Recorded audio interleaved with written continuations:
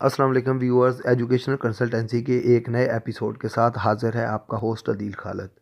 पिछले प्रोग्राम में हम स्टडी इन इटली के हवाले से डिस्कस कर रहे थे और मैंने आपसे प्रॉमिस किया था कि अगले एपिसोड में मैं आपको इटालियन यूनिवर्सिटीज़ में अप्लाई करने और फिर वीज़ा फ़ाइल प्रिपरेशन के हवाले से बताऊंगा। लेकिन इन सब से पहले जिन व्यूअर्स ने अभी तक मेरा ये चैनल सब्सक्राइब नहीं किया, उनसे रिक्वेस्ट है कि वो मेरा ये चैनल ना सिर्फ सब्सक्राइब करें बल्कि इसका लिंक भी शेयर करें ताकि आप तक मेरे वीडियोस ज़्यादा से ज़्यादा पहुंचते रहें। मेरे इस चैनल का बुनियादी मकसद पाकिस्तानी स्टूडेंट्स तक एजुकेशन इंटरनेशनल एजुकेशन के हवाले से तमाम इन्फॉर्मेशन देना है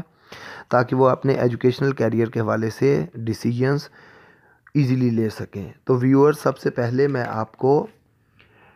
एडमिशन से पहले के डॉक्यूमेंट्स की तैयारी के बारे में बताऊंगा और उसके साथ ही एक्सेप्टेंस लेटर आने के बाद वीज़ा की फ़ाइल जो है प्रिपेयर करने के हवाले से जो डॉक्यूमेंट्स रिक्वायर्ड होते हैं उनके बारे में भी तफसील से बताऊंगा। सबसे पहले आपका पासपोर्ट जिसकी एक्सपायरी डेट कम से कम 1 साल रहती हो,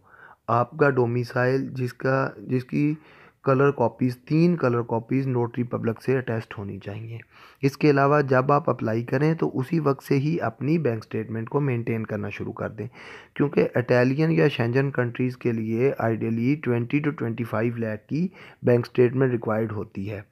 अगरचे इससे कम बैंक स्टेटमेंट पर भी वीज़ा लग जाता है, लेकिन उसमें रिजेक्शन के चांसेस ज़्यादा होते हैं। इसलिए आइडियली 6 मंथ्स की बैंक स्टेटमेंट जिसका क्लोजिंग बैलेंस 20 to 25 लाख हो और मंथली 5 to 6 इनफ्लोज और आउटफ्लोज होने चाहिए। बैंक स्टेटमेंट मेंटेन करते वक्त ये ख्याल रहे कि बैंक स्टेटमेंट आपके FBR के डॉक्यूमेंट्स यानी इनकम स्टेटमेंट के डॉक्यूमेंट से, इनकम टैक्स के डॉक्यूमेंट से मुताबिकत रखते हो, सिमिलैरिटी रखते हो,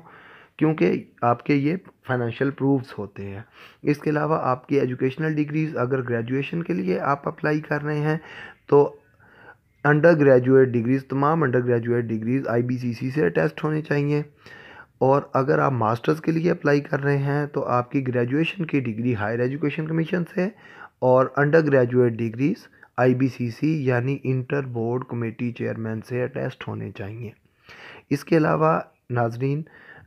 FRC यानी फैमिली रजिस्ट्रेशन सर्टिफिकेट भी नादरा से हासिल कर लें।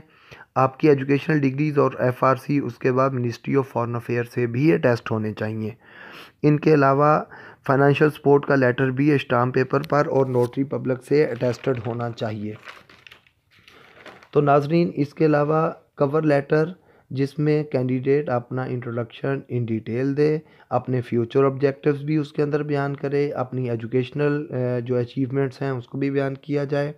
और इसके अलावा ये स्टेटमेंट भी उसका हिस्सा होनी चाहिए कि वो इटली में एजुकेशन कंप्लीट करने के बाद पाकिस्तान वापस आ जाएंगे। इसके अलावा 1 साल की वर्ल्ड वाइड इंश्योरेंस उसी डेट से शुरू होनी चाहिए जिस डेट का डमी टिकट और होटल की बुकिंग हो। व्यूअर्स, इन सब डॉक्यूमेंट्स की 4 कलर कॉपीज़ के सेट बना लें और यूनिवर्सिटी में अप्लाई अगर आप पहले कर चुके हैं तो एक्सेप्टेंस आने पर यूनिवर्सिटी उसी लेटर की एक कॉपी एम्बेसी को भेजती है जो स्टूडेंट्स को ख़ुद कॉल करते हैं। जबकि इससे पहले मैंने जितने कंट्रीज़ के बारे में बयान किया, नॉर्मली चाहे वो टर्की हो, रशिया हो, मलेशिया हो, USA हो, कनाडा हो, कज़ाकिस्तान या अज़रबैजान हो, उनमें कैंडिडेट यूनिवर्सिटी का लेटर आने पर ख़ुद एम्बेसी से कांटेक्ट करते हैं। यहाँ पे ये एक डिफरेंस आ जाता है शेंजन कंट्रीज़ का, इटली ही नहीं बल्कि बाकी तमाम शेंजन कंट्रीज़ में भी नॉर्मली एम्बेसी कैंडिडेट से ख़ुद कांटेक्ट करती है। और ऐसा सीरियल नंबर एक आपको इशू होता है जब आप अप्लाई करते हैं तो आपकी फ़ाइल पर एक सीरियल नंबर लग जाता है और उसी सीरियल नंबर को के हिसाब से एम्बेसी आपको इंटरव्यू के लिए कॉल करती है। इसके अलावा आपकी बैंक स्टेटमेंट आप उस वक्त निकलवाएं जब आप इंटरव्यू की कॉल आ जाए, क्योंकि ये बैंक स्टेटमेंट हमेशा रीसेंट होनी चाहिए। व्यूअर्स, ये तमाम डॉक्यूमेंट्स यूरोप के तकरीबन तमाम ममालिक के लिए रिक्वायर्ड होते हैं, बल्कि इंटरनेशनल स्टूडेंट्स के लिए दुनिया भर में कमोबेश यही डॉक्यूमेंट्स रिक्वायर्ड होते हैं। बस इतना फ़र्क है कि बाकी तमाम ममालिक की एम्बेसी कैंडिडेट से ख़ुद रब्ता करती है, लेकिन